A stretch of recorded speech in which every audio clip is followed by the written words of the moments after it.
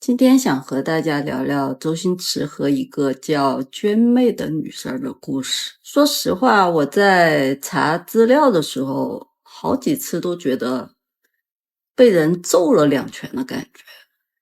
你会发现，关于他们的故事，真真假假早就被岁月和大众情绪搅和在了一起。所以今天我不想去八卦一段几十年前的恋情，我想跟大家聊一聊我们这几代人为什么会如此固执的愿意去相信周星驰电影里的那声对不起。在讲周星驰之前，我想先聊一个华语电影圈很特别的现象，那就是观众非常热衷于替创作者完成一部作品之外的作品。什么意思呢？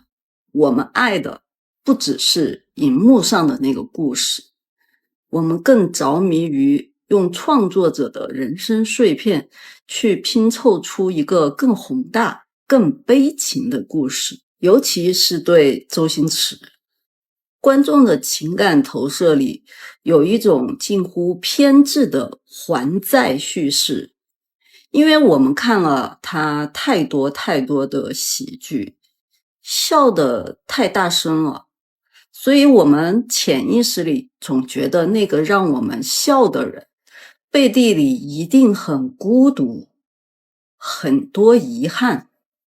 我们渴望为他的孤独找到一个具体的原因，一个具体的人，而娟妹就成了这个故事里最完美的女主角。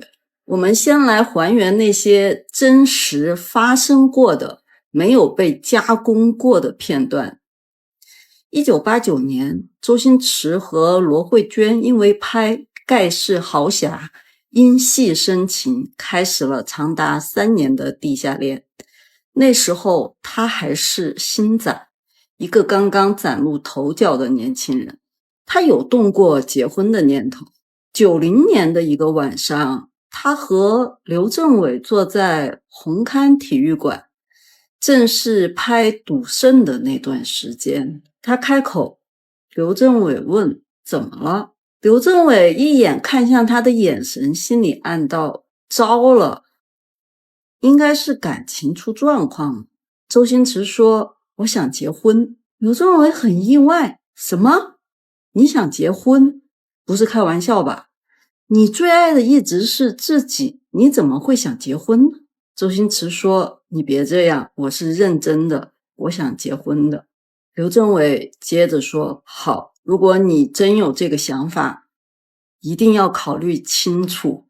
作为朋友，或许是我误解了你，但我觉得你现在事业正往上冲，连自己想要什么都还没确定，你现在说要结婚，我有点慌，不知道该怎么回应，不敢随便赞成，我怕一句话说错。从这个时间点来看，我觉得这个人应该是娟妹。后来他和娟妹两人分了手，很多年后，罗慧娟在采访里带着那种让人心疼的困惑和委屈说过一句话，她说我搞不明白为什么我对你一片痴心，你却当我神经病。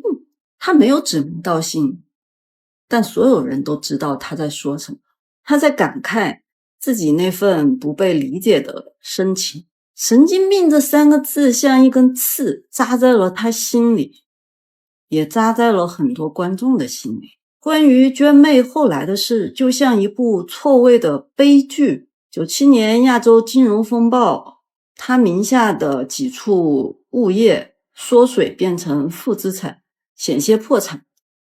她拼命拍戏，变卖物业还债，后续还把7位数的资金托付给熟人代缴房贷，却被对方私自挪用了，款项追不回来，财务压力雪上加霜。99年，他在巴布亚新几内亚潜水意外，左耳全聋，右耳仅剩2成听力。周星驰从记者那里知道后，立刻发了一封传真，上面写着：娟妹得悉意外，甚表关心，祝早日康复。罗慧娟后来接受记者采访时说了句：患难见真情。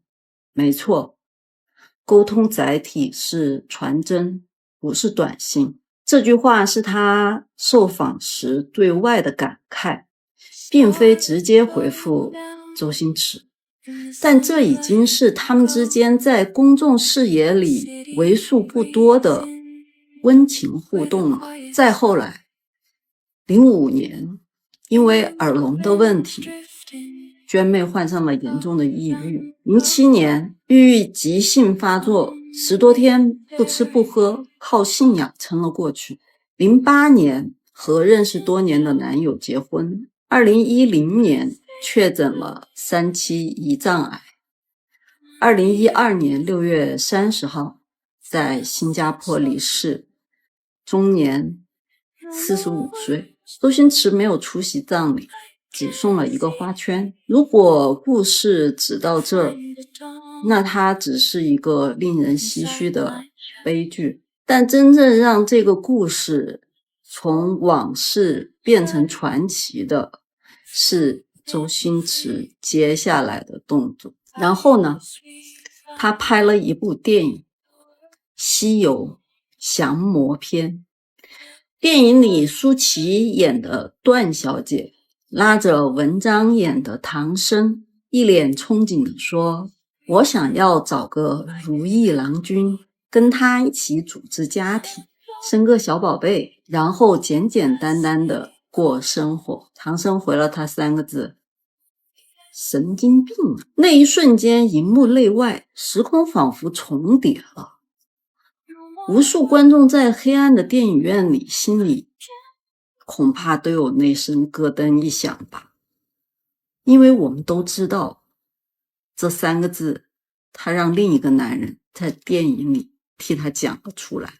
段小姐最后死了，临死前，唐僧终于说出了真心话：我爱你，从第一次见到你就爱上你了。段小姐问：你爱我多久？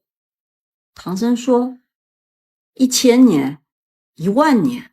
段小姐说：10000年太久了，就爱我。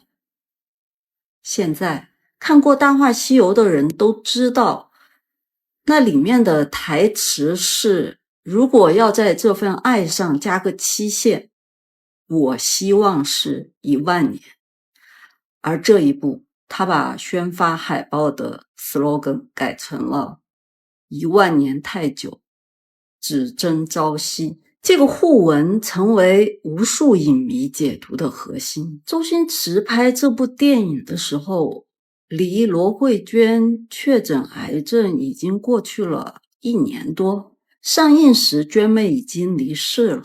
后来记者在专访里问他：你为什么要用多年前的这几句话？他说：可能我对这几句话有情意结。记者接着问：我可不可以理解为这是一个不由分说的想法？我就是想在这个时候说出我人生中想说的这几句话。他看着他，很认真地说：谢谢啊，谢谢。记者全程没有提罗慧娟，但那个瞬间，所有观众仿佛都从周星驰的谢谢你里面听到了一个50岁的男人最深沉的沉默。到了这里，我们就触碰到了这个故事最核心的矛盾。网上流传的很多细节是经不起推敲的，比如罗慧娟并没有在告别篇里说过人生就像降魔，征服自己的心魔。这句话是网友的二创。段小姐那枚化作金箍的戒指也只是电影道具，不是罗慧娟的遗物。徐克也从没说过那句他用电影造一个世界，在那里跟那个人重逢。那是自媒体最动人的杜撰，甚至周星驰本人从未在任何场合说过《西游降魔篇》是拍给罗慧娟的。可是为什么还是有那么多人会如此痴迷于这个解读呢？原因很简单，因为周星驰把他这辈子所有说不出口的真心话都藏进了电影里。